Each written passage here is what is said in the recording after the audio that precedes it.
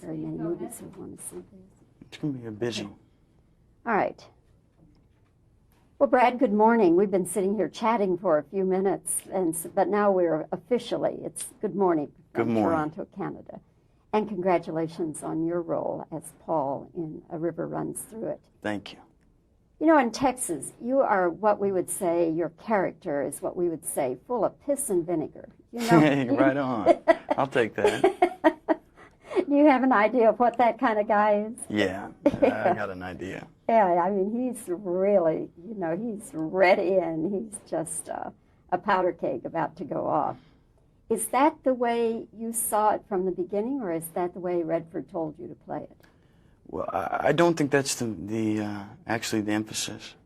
I think the emphasis is growing up in a family with a set way of values and a set way of being, and having this pull for something unknown fulfillment, some unknown fulfillment that you're not even aware of, and in that dichotomy of banging together when they don't come together, I think there comes the powder keg. So you just attack things from more internal, more the base. Do you think being a preacher's kid had anything to do with... I'm sure it had some. Sure.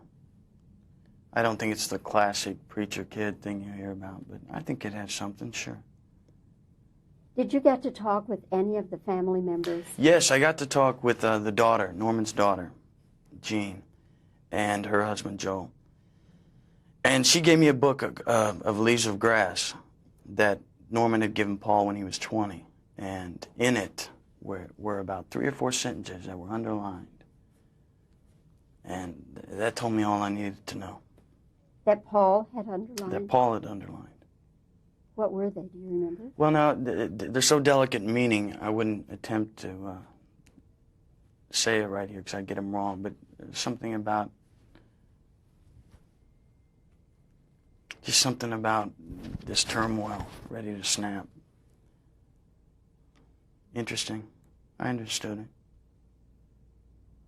You have a lot of scenes on the river, in the river. Yeah, thank God. That's all right. You like that? Better than a soundstage, sure do.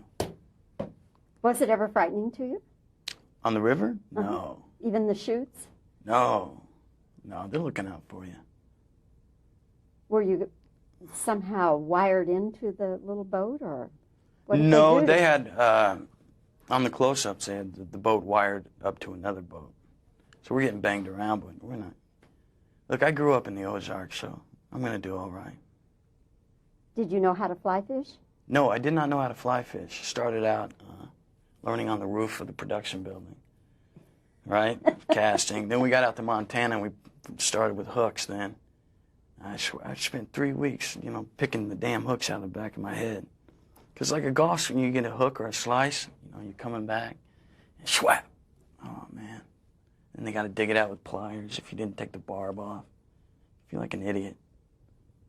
And when did you, or how did you finally get the hang of it? I don't know, it came. It just came. There's a rhythm that sets in. And then you stay with the rhythm. The grace that the film talks about. Really. Did it change you in any way? Did it change me? The whole experience? Well, I don't think you can walk away without some kind of insight. Because it's a movie, it's a book that makes you reflect on yourself. That makes you have memories. That makes you have this warm look back. And sometimes sad, sometimes happy. So, in that sense, yeah, I guess so. Is there some of that pull in you personally, Brad, that Paul experienced? Well, there are always similarities. I think that's why you're drawn to a role. But I wouldn't say he was me, no. Did you always want to be an actor? I always, actually, well, yeah, I always had the thought. It's just not a reasonable career choice. Growing up in Missouri, it's not practical.